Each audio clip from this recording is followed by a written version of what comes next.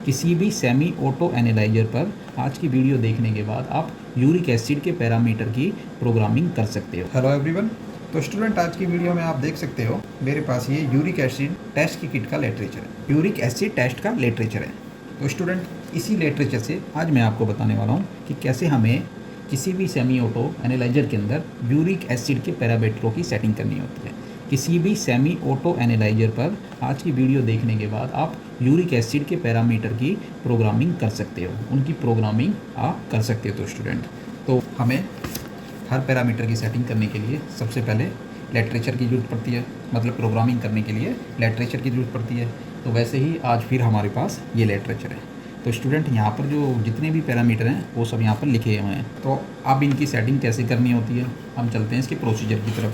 Uric acid के पैरामीटरों के लिए बहुत रिक्वेस्ट आ रही थी, सर प्लीज़ बताइए कि यूरिक एसिड के पैरामीटर हमें कैसे मशीन के अंदर सेट करने होते हैं, कैसे हम उसकी प्रोग्रामिंग करेंगे। तो इसलिए मैंने ये वीडियो आप लोगों के लिए आज बनाई है।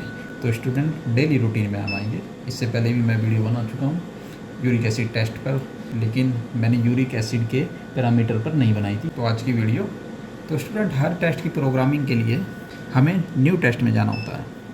किसी भी टेस्ट की प्रोग्रामिंग के लिए बहुत सी मशीनों के अंदर ऐड होता है, इस मशीन के अंदर न्यू है। तो स्टूडेंट, हमें न्यू टेस्ट में जाना है इस मशीन में।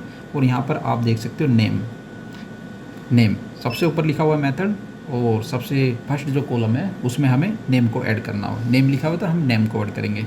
तो यूरिक एसिड हम यहाँ पर लिख देंगे। तो स्टूडेंट, हमें यहाँ पर लिखना यूरिक एसिड तो सिर्फ यहाँ पर हम लिख देते हैं यूरिक। तो उसके बाद हमें इसको करना है क्या, एंटर, और नाम वहाँ पर जाके टेस्ट का ऐड हो गया है यूरिक। उसके बाद हम आते हैं इसके मोड पर। तो मोड को जानने के लिए, जैसे हर एक टेस्ट के अंदर, हर एक प्रोग्रामिंग के अंदर हमें लिटरेचर को देखना होता है, इस बार भी हम लिटरेचर को देखेंगे। तो लिटरेचर में मोड क्या लिखा हुआ है, मोड कौन सा है, एंड पॉइंट मोड है हमारा। तो हम इसको प्रेस करेंगे मोड को जब हम प्रेस करते हैं तो हम इसके अंदर एंड पॉइंट, आप इसको प्रेस करेंगे और एंड पॉइंट हमारा जो रिएक्शन था इसका वहाँ पर जाके मोड में वो सेट हो गया है। उसके बाद स्टूडेंट हम आते हैं ब्लैंक पर। तो ब्लैंक के लिए एक बार फिर हम लिटरेचर की तरफ आते हैं। तो ब्लैंक के लिए जब हम यहाँ पर रीड करते हैं स्टूडेंट, तो हम ब्लैंक के लिए क्या करेंगे स्टूडेंट, रिएजेंट ब्लैंक। तो हम डिस्टिल्ड वाटर का यूज नहीं कर रहे हैं, यहाँ पर रिएजेंट ब्लैंक का यूज कर रहे हैं। तो हम ब्लैंक को पहले प्रेस करेंगे, प्रेस करने के बाद हम इसको एडजस्ट कर देंगे। अब यहाँ पर हम इसकी लो और हाई वैल्यू को ऐड करेंगे। तो लो को हम 0 रहने देंगे और हाई को स्टूडेंट हम कर सकते हैं, मैं कर देता हूँ इसको 2.5। ओके स्टूडेंट, हमने इसको कर दिया 2.5। फिर इसको एंटर करेंगे। उसके बाद हम इसको करेंगे स्किप, और ये वहाँ पर जाकर क्या हो गया, ऐड हो गया। उसके बाद आते हैं स्टूडेंट हम QC पर। QC को हम नो ही रहने देंगे, क्योंकि अगर QC को हम यस करते हैं तो हमें उसके अंदर क्वालिटी कंट्रोल के नॉर्मल अब नॉर्मल दोनों वैल्यू ऐड करने होंगे। ठीक है स्टूडेंट। इसके बाद नेक्स्ट हम आते हैं फिल्टर, प्राइमरी फिल्टर के लिए फिर हम लिटरेचर की तरफ जाते हैं। जब हम लिटरेचर की तरफ जाते हैं तो हम यहाँ पर देखते हैं प्राइमरी फिल्टर क्या मेंशन किया गया है। तो वेवलेंथ है जो इसकी प्राइमरी फिल्टर वेवलेंथ, तो क्या मेंशन है यहाँ पर 546 नैनोमीटर, मतलब 500 से लगा कर 550 तक आप इसके अंदर वेवलेंथ को ऐड कर सकते हैं। तो 546 हम पहले इसके अंदर सर्च करते हैं। तो प्राइमरी फ़िल्टर को हम प्रेस करेंगे और 546 हम यहाँ पर कहीं देख रहे हैं, 546 हमें यहाँ पर नहीं मिली है। तो हम यहाँ पर ऐड कर देते हैं स्टूडेंट 545। प्राइमरी फ़िल्टर हमारा ऐड हो गया है। इसके बाद हम आते हैं इंक्यूबेशन पर। तो नेक्स्ट में क्या है, इंक्यूबेशन। तो इंक्यूबेशन में 5 लिखा हुआ है, 5 सेकंड, तो इसको हम 5 ही रहने देंगे। रीड को हम ऐसे ब्लैंक ही छोड़ देंगे।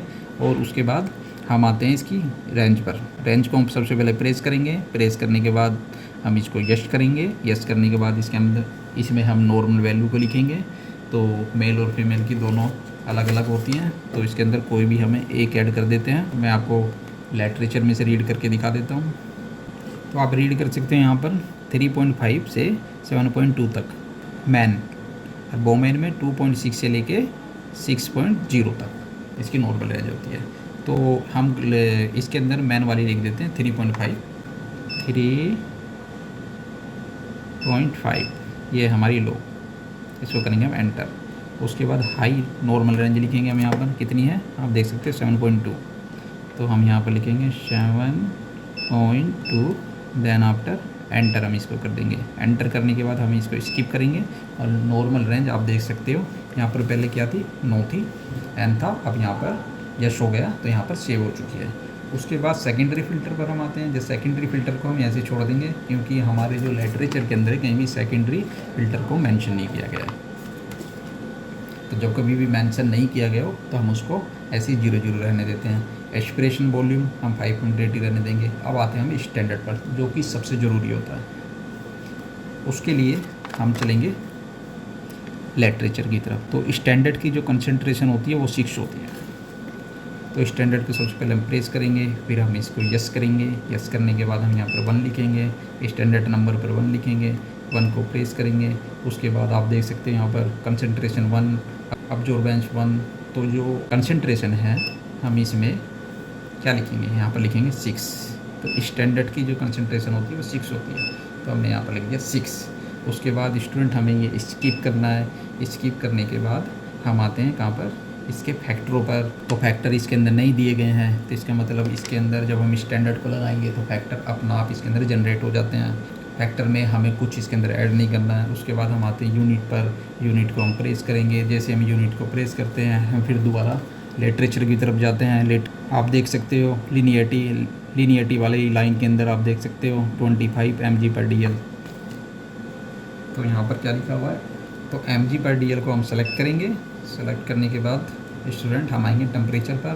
टेम्परेचर 37 am रहने देंगे। फिर उसके बाद आएंगे लिमिट, रीजेंट की कितनी लिमिट होती है, तो लिमिट को जो हम प्रेस करते हैं उसके बाद अगेन हम देखेंगे लीनियरिटी रीजेंट की जो लीनियरिटी है वो 25 है, तो हम यहाँ पर लिख देंगे 25, देन एंटर। उसके बाद इंस्टेंट ओडी को जैसे हम प्रेस करेंगे तो यहाँ पर लिख के आया है not available in this mode. तो ये वो जो मोड है, इंड पॉइंट जो मोड है, इसके अंदर इंस्टेंट ओडी हम कुछ ऐड नहीं करते हैं, इस मोड के अंदर नॉट अवेलेबल है। उसके बाद स्टूडेंट हम इसको करेंगे स्किप करने के बाद हम करेंगे इसको सेव होते ही ये सारे पैरामीटर इसकी जो प्रोग्रामिंग होती है मशीन के अंदर सेव हो चुकी है। तो स्टूडेंट आज की वीडियो मैंने आपको करके दिखा दिया है, आप इसको रीड भी कर सकते हो। तो यूरिक एसिड यहाँ पर ऑन स्क्रीन पर आ गया। ये प्रोग्रामिंग आज हमारी फिनिश होती है, कैसे हमें यूरिक एसिड की प्रोग्रामिंग करनी होती है किसी भी सेमी ऑटो एनालाइजर पर। तो आई होप आपको ये वीडियो पसंद आई होगी। वीडियो पसंद है वीडियो को लाइक कीजिए, शेयर कीजिए, कमेंट कीजिए और हमारे चैनल को सब्सक्राइब कीजिए। Thank you for watching this video.